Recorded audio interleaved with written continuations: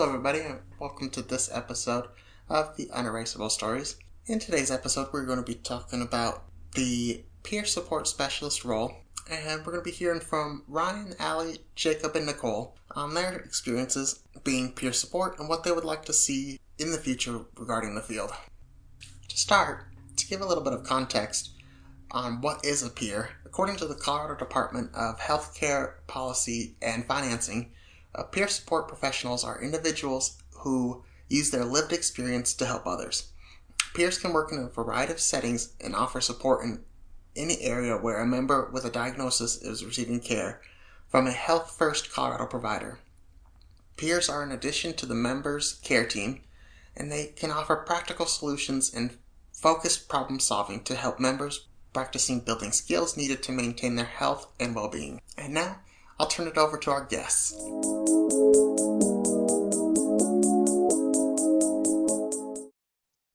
Thank you, Kristen. And I want to say thank you guys for being willing to take the time to have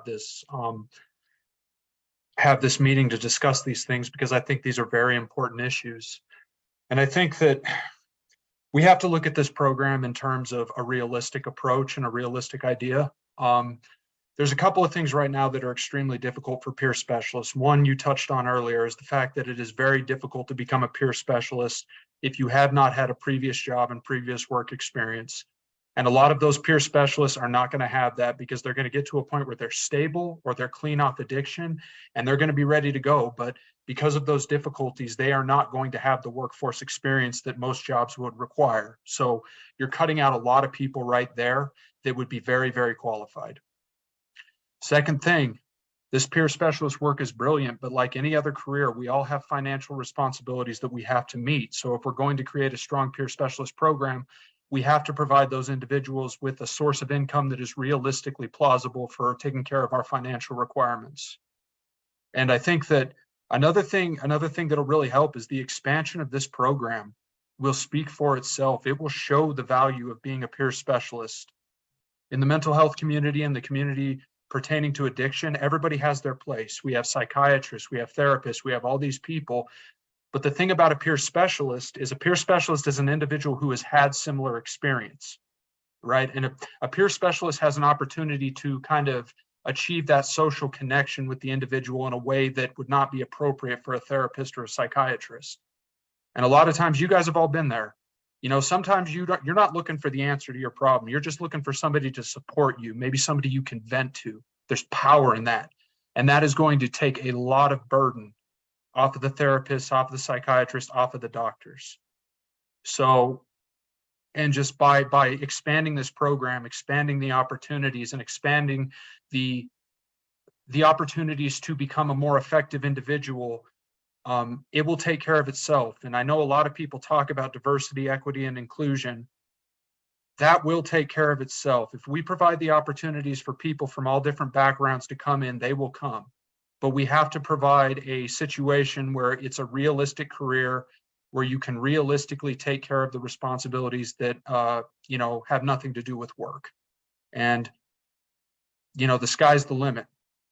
The sky's the limit, and it's going to take time, and there are going to be times where we hire people and it just doesn't work out. You don't let that discourage you. You got to push forward.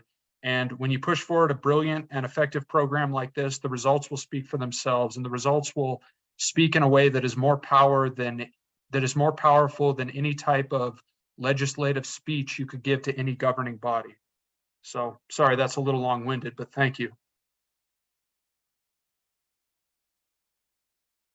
First, I think Ryan did a great job kind of hitting on some of those key components, and one of them being sort of that livable wage. I come from a large community mental health setting as their talent acquisition and attraction specialist, and one of the things that I'm seeing where there's difficulty is there's been money sort of transition for these career pathways, and these two-year institutions are getting on board with how can we help provide experience. And one of the struggles that we're finding is peers are lived life experience. That's what separates them from the type of work that they're providing to our clientele. And those aren't necessarily traits that you learn in educational institutions. And so really streamlining the language between our education partners and our industry partners on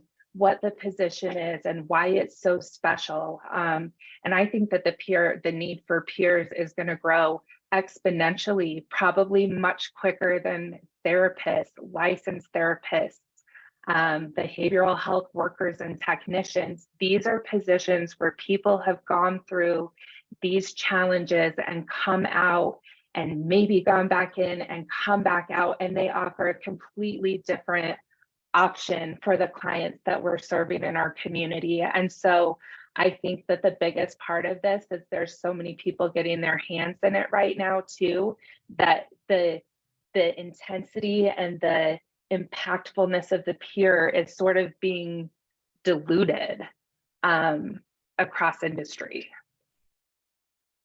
Good evening, all. My name is Jacob Marion, and I'm a person in long-term recovery. I'm speaking tonight as a peer and as a professional who's been in the field for 9 years. First, I want to thank the BHA for being inclusive and hearing the peer support professionals themselves and how to help and strengthen the workforce. Second, I want to apologize for not being able to make the morning listening session. I was attending a peer advocacy training through Advocates for Recovery Colorado. It was amazing.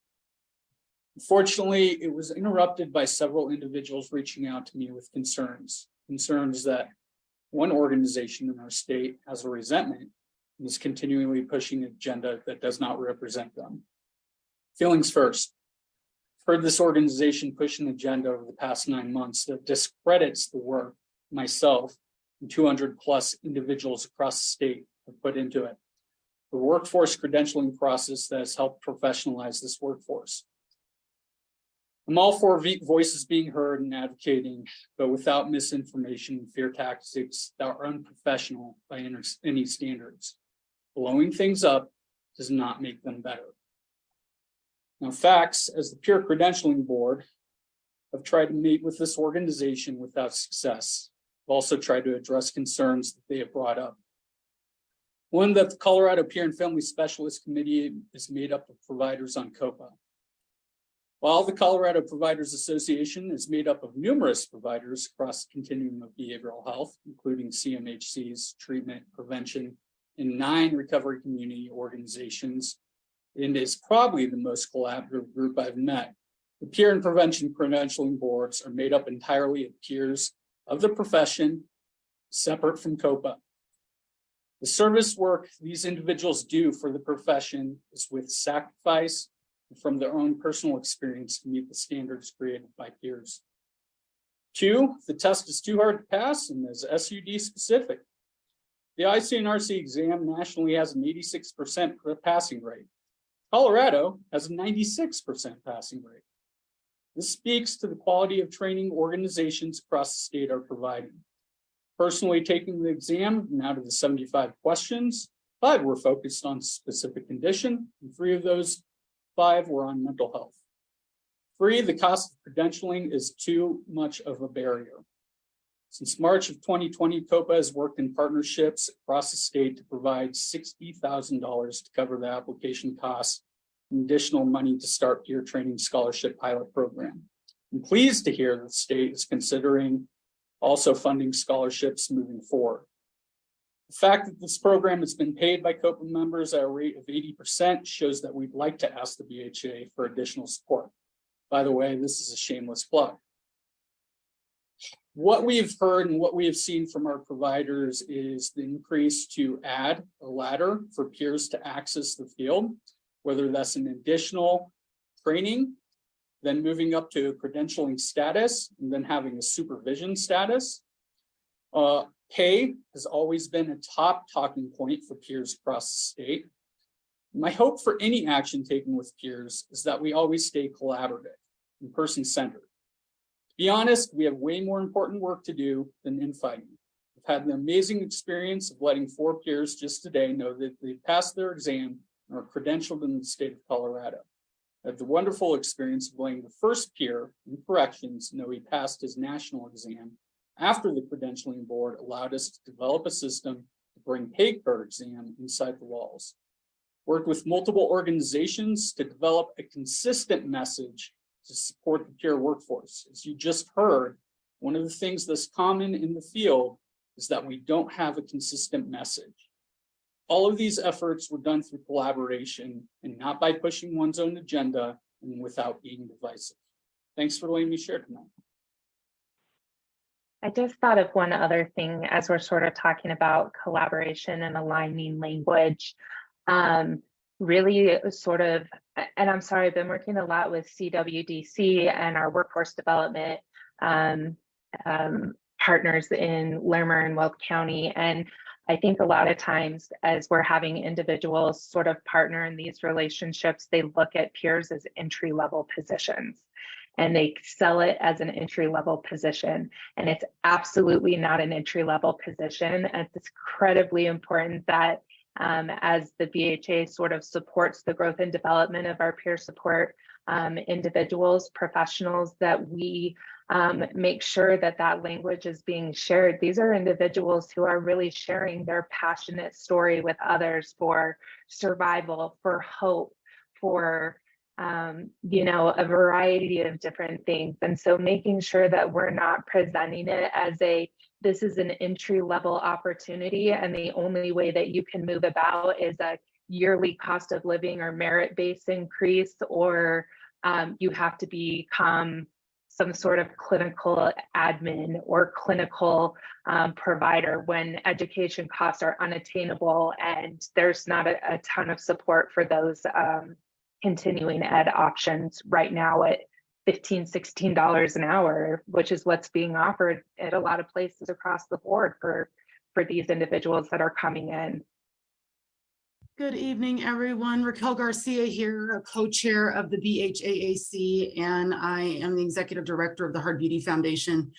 So I am kind of like your peer advocate at the state level. If y'all ever want to send some things my way, I'll try to translate up there to the BHA. I'm here to talk about that pace about pay. I get to wear two hats here. I run an organization and I get to work alongside the state. I'm going to keep speaking about the parity in pay for the Medicaid rates across the state. We keep speaking, help the rural communities, help the rural communities. I take care of two communities, one which is considered rural and the other one which is considered not. And because of my experience, they're not paid at an equitable rate. And so we have got to start with equity and inclusivity at the pay rate level before it's ever going to trickle anywhere else. And until we get that Medicaid right, we're going to still see not being able to help those rural communities because a lot of our clients and the people and our neighbors are from there. I live in a rural community and I can't afford to even pay the people who do the work without a grant. The second the grant goes, I'll lose all of my people in El Paso County. Seriously, it underpays what I can. The pay reimbursement rate is less than what I can even afford to pay them. And I need them. We're asking us to create unique peers with unique populations like single mothers.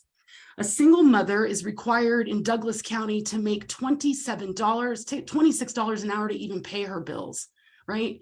So we just have to be considerate about that. And I would really like to see, for those of us that run organizations, we want to be here beyond the 2 years, right? We've got to figure out a way to last longer than the 2 years of the funding that's coming in. And we also want to get to a point where our peers are thriving and not just surviving. I'm a peer and I survived and treaded water for about 8 years. And it's exhausting. And so we need to get it to where we feel like people are thriving, where they're giving back to their community. They're able to purchase homes and pay taxes and, give back to their community and pay for daycare and things like that. And so that's where I'd like to see it come. And it's going to have to start with actually even the powers that be acknowledging that that's the rate that we should be paid at. Because we'll still keep fighting. As a business owner, if I made enough money, I'd pay everybody exactly, but I also have to actually have that money coming in for that to actually occur, right? So, as somebody who does both, and I am a working peer also. I actually hold clients in my hands every single day, and I take care of peers. So, I when I'm thinking about what I will settle for when I'm paying my people, I need a single mom to be able to take care of herself. minimum, at the bare minimum.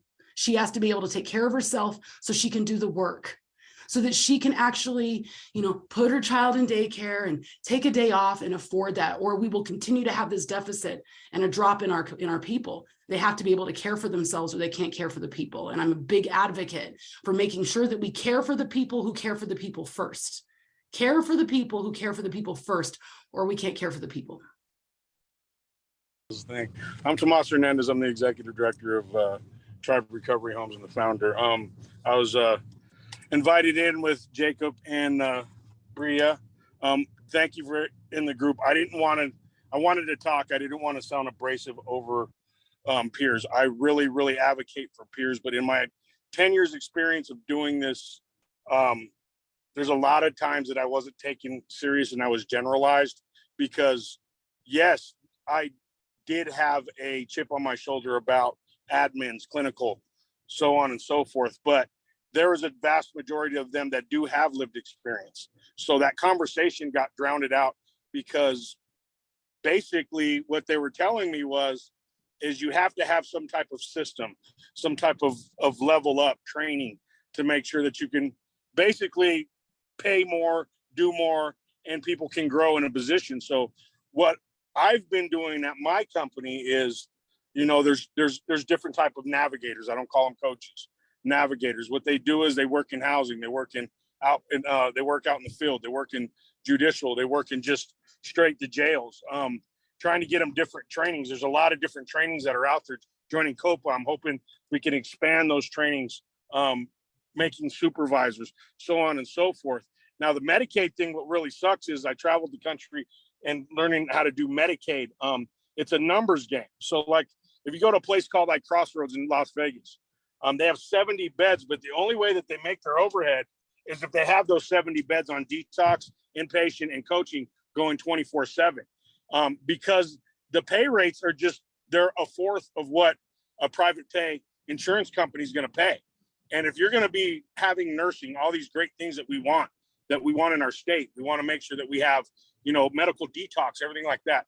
These nurses are $100 an hour, and they're going to get it in the hospitalization. So they're not really going to take a pay cut to come to a Medicaid detox. So the business end is really sticky. It's really icky. It really sucks. So we really got to make sure that we talk to Medicaid to get these rates up.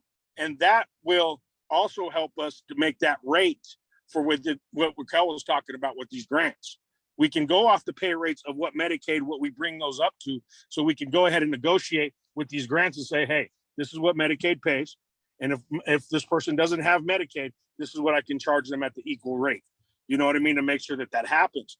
And that's just kind of like what I've been working on. I'm not the smartest. I'm not the best. I have some great friends on this line here. Betsy, we'll have an argument for probably about 12 hours after this because we always bump heads on different different opinions. You know what I mean? But that's basically where I'm at with what I've experienced. I just hope that we can really get ourselves together, and really sucks at the end. And I'll just leave it at this: is we're always going to be regulated, guys. I mean, regulation happens. It's going to come. Somebody's going to get hurt. Somebody's going to die.